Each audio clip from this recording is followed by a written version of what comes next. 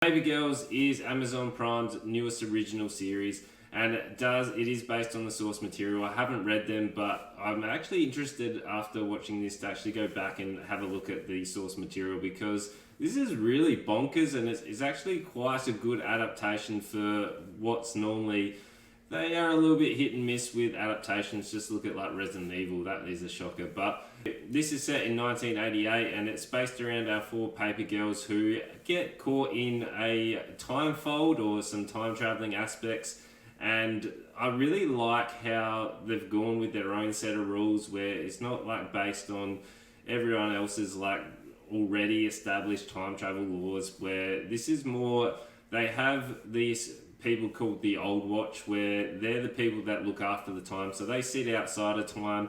And I actually did look it up, and it does come up later in some episodes, but they actually have like dinosaurs that they use and some monsters which don't really get fed in that much, where I feel like that's a missed opportunity, considering there's 8 episodes and 8 episodes of like 40 to 50 minutes, where unfortunately a lot of the episodes are really kind of slow, where the first episode 1 and 2 are quite good, and it's quite engaging because we're getting introduced to all this like new time traveling sort of lore and their own sort of parameters around it, and we get the Old Watch and the Resistance. So you can think of like the Resistance as the Rebel Alliance in Star Wars, and the Old Watch are like just these guys that have sort of established themselves into power, and they're just watching over time. I like the idea that everything is based around like an old VHS tape, and it's a nice sort of throwback to how you can sort of re-record over everything a number of times, but the more times you record over it, the like weaker and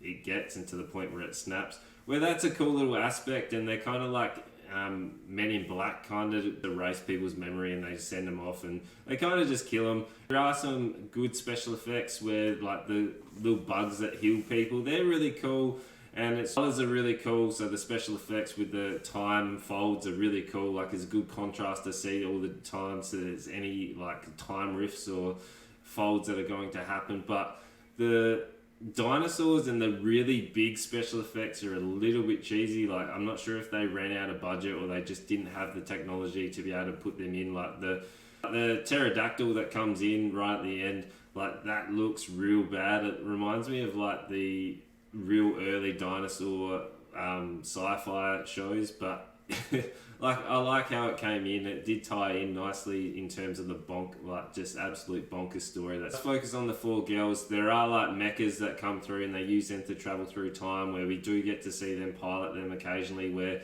those really big sort of absolutely bonkers things that happen in the storyline just aren't in there enough to be able to go, yep, this is awesome for this long a time that I'm committing to it.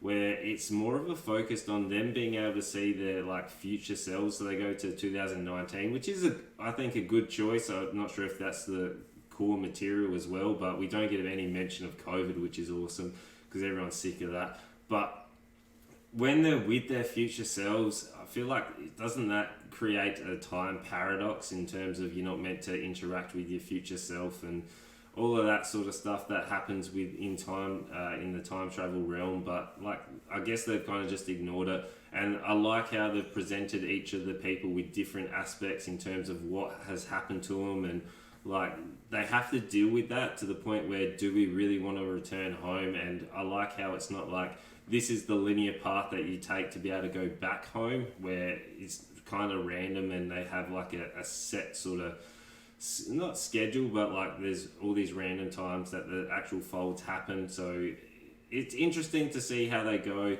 and there's a few little twists and turns. I would have liked more focused on the actual Old Watch when our grandfather, which is Jason, I can't remember his last name and I'll probably butcher if I say it, but he always plays that real quirky sort of character, and he's just really odd to the point where they're really focusing on him and his like socks and sandals.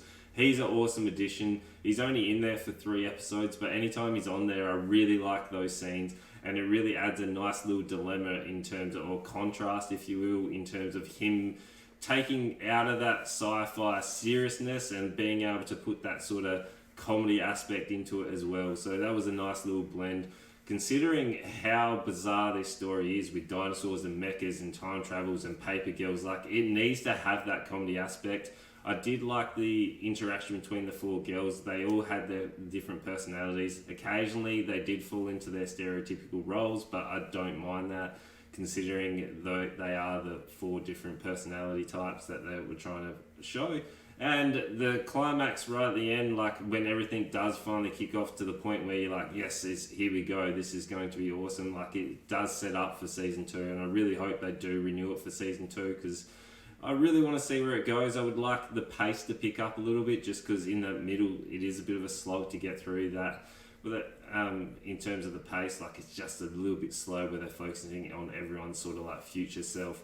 But other than that, like, it is a good show. It's interesting. It's quite dark right at the start as well. Like when they're setting up the time traveling, and it does tie all those little things that come in. Like, I like when they do it, unlike Looper, where it's just an absolute mess. Where time travel is a tricky sort of thing to show on screen, but they've done a reasonable job. And I'm going to check out the source material. If you have checked out the source material and you let me know what you think about this adaptation, like, I quite liked it. It's about a 3.5. I'm going to round down to a 3 just due to the real slog that it was in terms of the pacing. But other than that, it's really good. Let me know if you're going to watch it, you have watched it, or you're going to read the source material, and you know what to do. Make sure you like, comment, subscribe, and tell your friends.